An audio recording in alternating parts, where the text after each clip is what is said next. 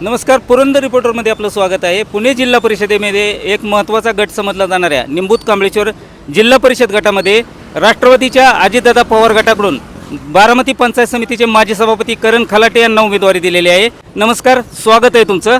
निंबूत कांबळेश्वर जिल्हा परिषद गटामध्ये आपली उमेदवारी जाहीर झालेली आहे आणि काय भावना आहेत आपल्या? भावना अतिशय आनंदाची आहे आणि आमचे नेते राज्याचे उपमुख्यमंत्री माननीय अजितदादा पवार यांनी मला संधी दिली त्याबद्दल मी त्यांचे मनापासून आभार व्यक्त करणार आहे।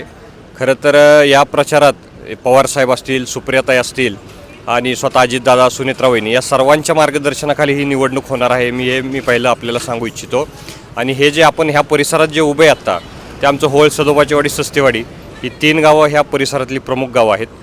ह्या भागामध्ये खूप चांगल्या पद्धतीने आधी पण बांधकाम सभापती संभाजी नाना होळकर असतील त्यांनी काम केलेलं आहे। सतीश मामा खोमणे ज्यावेळेस जेडपी अध्यक्ष होते त्यांनी पण काम केलेलं आहे। म्हणजे हा जो गट आहे किंवा ही जी 3 प्रमुख गावं आहेत ही अतिशय खूप पक्षासाठी सकारात्मक असतात आणि नेहमी पक्षाला भरभरून मतदान करतात। आणि आज ह्या सगळ्यांना भेटल्यावर त्यांनी पण ह्याच भावना व्यक्त केल्या की राष्ट्रवादी काँग्रेस पक्षाचे, दादांचे मनापासून सगळ्यांनी आभार व्यक्त केले आणि आम्ही एकत्र येऊन सगळे ह्यापुढं 15 दिवस पक्षाचं, उमेदवारांचं, घड्याळाचं जास्तीत जास्त कसं लोकांपर्यंत पोचता येईल यासाठी नियोजन करत आहोत। अनेक दिग्गज यामध्ये इच्छुक होते, अनेक युवक इच्छुक होते, तुम्हाला उमेदवारी मिळालेली आहे।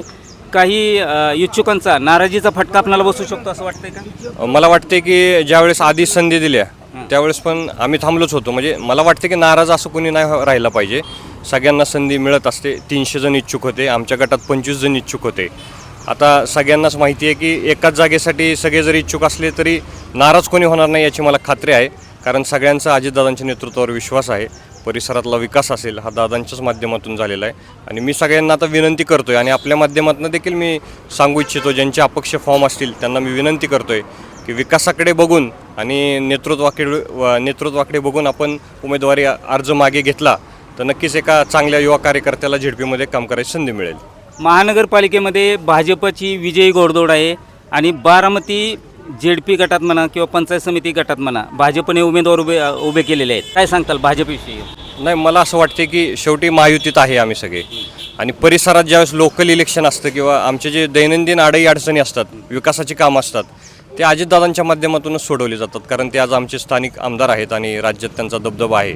त्यामुळं तिथल्या भाजपच्या पण कार्यकर्त्यांना माहिती आहे की दादांशिवाय स्थानिक आपली प्रश्न सुटणार नाहीत। त्याच्यामुळे त्यांचा पण फार विरोध राहील किंवा नाराजी होईल असं मला काही वाटत नाही। आपण आता मतदारसंघात फिरत आहात, मतदारांचा प्रतिसाद कसा वाटतो आपण? मतदार आनंदित आहेत आणि नक्कीच ह्या परिसरामध्ये माझ्यासोबत वायाळताई आहेत, त्यांचे पण प्रतिनिधी आहेत आणि ह्या गावाला पण दादांनी पंचायत समितीच्या माध्यमातून संधी दिलेली आहे।